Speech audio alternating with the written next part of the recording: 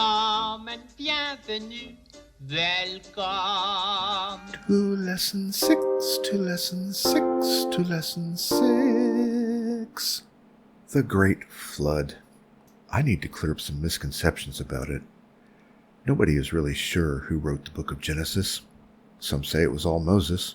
Some say it was compiled from several authors over a long period of time. But whichever it was written by people who had a very limited understanding of what the world was.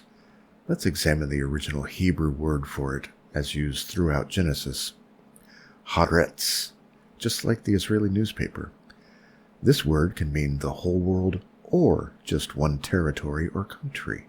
It's used at various points to refer to country, earth, field, ground, land, lands, wilderness, world, country, and countries. It doesn't always mean the entire world, is my point. The writers had no idea there was an Australia or a North and South America. Those discoveries were still several thousand years away. They thought the entire world was limited to places they'd heard of, the Middle East, Asia, North Africa, Europe, places you could walk to. And so, when the story of the Great Flood was written, it was written by people with that restriction limiting their minds. Yes, it was inspired by God, but God must have known that limitation on their understanding and inspired their writing accordingly. Maybe he didn't want them knowing about the rest of the earth yet. And this was the result. I will wipe from the face of the earth every living creature I have made. To the writers, and to Noah, the face of the earth was everywhere they knew about. Every living creature was limited to the creatures they knew about. How do I know this? These cute little guys have never lived anywhere near the Middle East, nor have these critters. Penguins, sloths, platypuses, pandas, none of them could possibly have been on the ark. Even if they'd somehow managed to walk there and hitch a ride on it, did they all walk or swim back home after getting off the ark? Could a penguin even survive long enough in the hot, arid climate of the Middle East to get there, hang out for 40 days, and then go back? How about birds?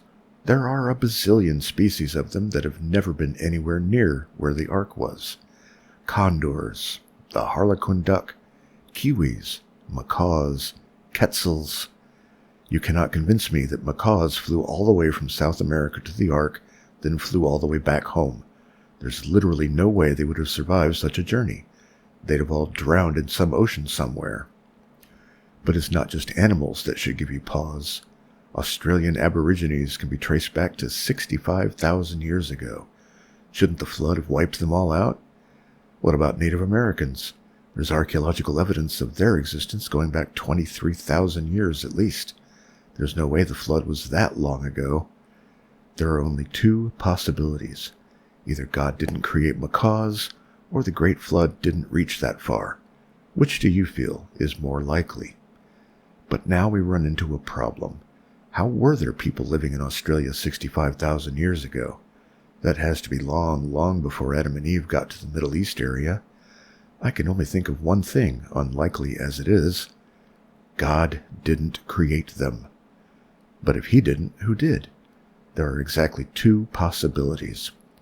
One, they evolved from apes.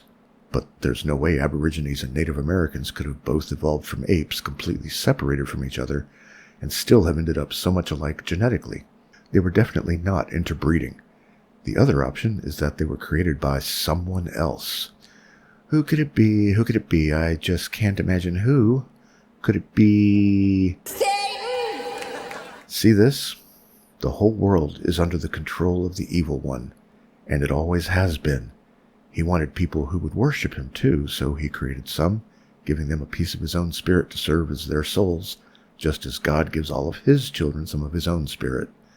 God created Adam and Eve in his own spiritual image. Satan did the same. He's such a copycat.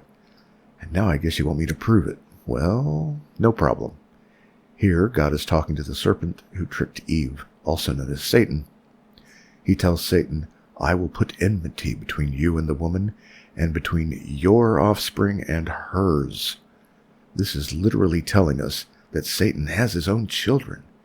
And to this day, the battle between those two sides, good and evil, wheat and tares, rages on, each side fighting the other. I hope that gave you chills. So now there's just one more problem.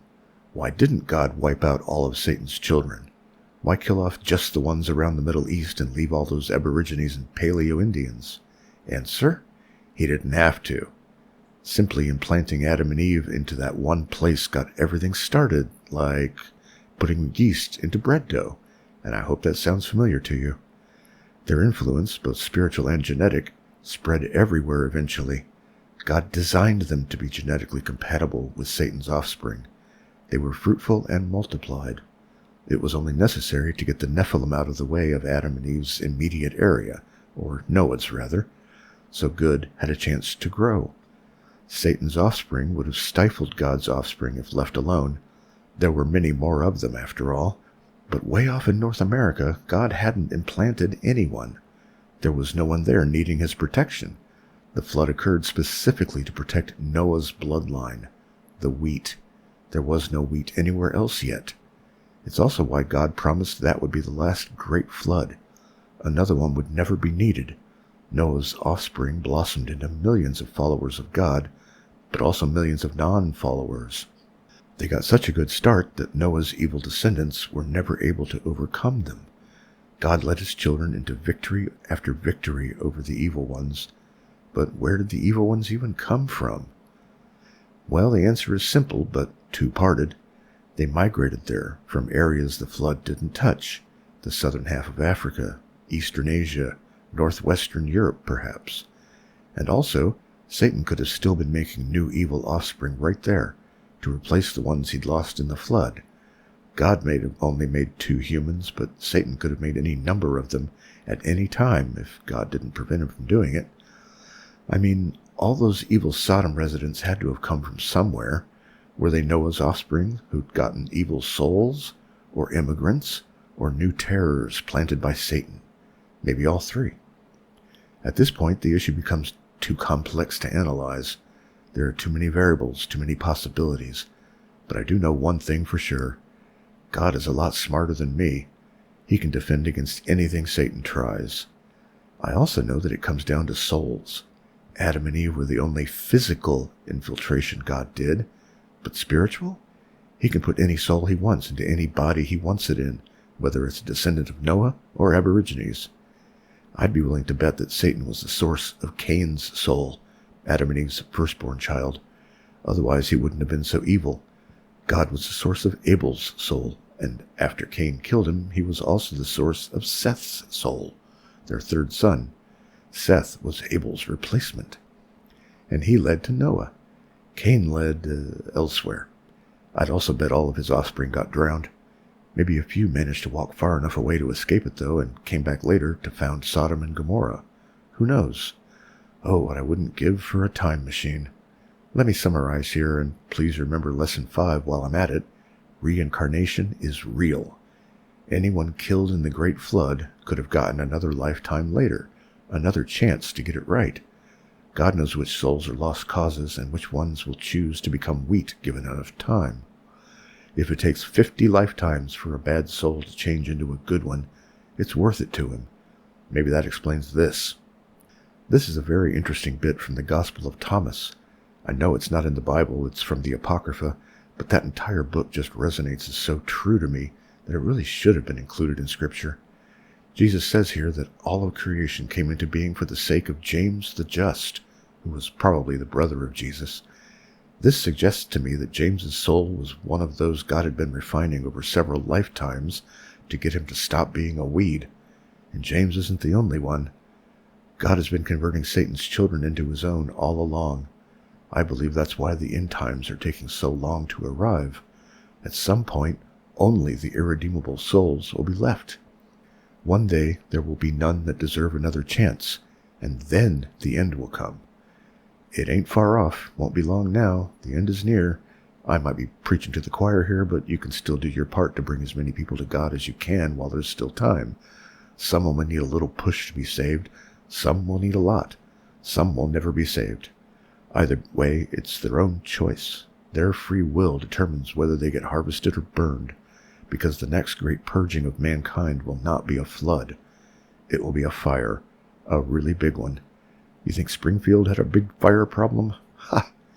If somehow there are some terrors watching me, it is my sincerest hope that I or someone else can convince you to choose to be wheat before it's too late. This, right here, right now, could be your last lifetime before it's all over. Your last chance. It's not difficult to do. Just ask for Jesus to take over your heart and soul. Invite him in. Submit to him. But you have to really mean it, of course. He'll know if you don't. It's going to be a really quite astonishingly huge fire. All the weeds will be consumed by it. All the wheat will be safe from it. Which would you rather be?